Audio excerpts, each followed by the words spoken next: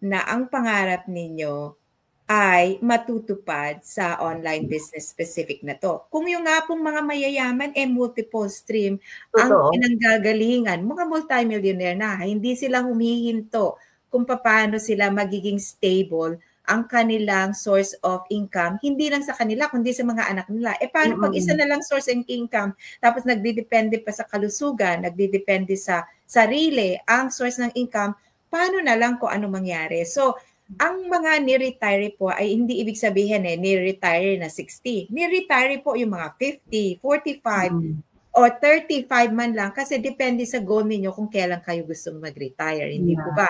Ako, nang isip ko being old lady, old-fashioned, akala ko ang retirement 65, 67, tapos nang biglang sabi kailangan mag-retire ng 72, pinapahaba. Hindi pwede. Kasi lahat ng mga pasyenteng nakikita ko, after 60, natetepok sila o nagkakaroon sila ng mga sakit. Dahil sa stress?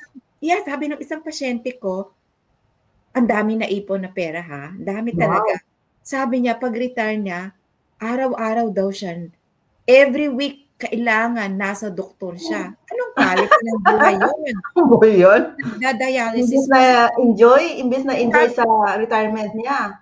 Hindi talaga. Tapos, ma-amputate. So, oh my God. Anong gagawin mo sa milyon mo kung amputee ka na, kung dialysis ka na hindi ka makaalis sa Amerika dahil kailangan magka-dialysis ka ng 3 beses sa isang linggo. So, wag natin hintayin. Hindi dahil ako ay nasa online business na to, dahil ako ay ni-retiree.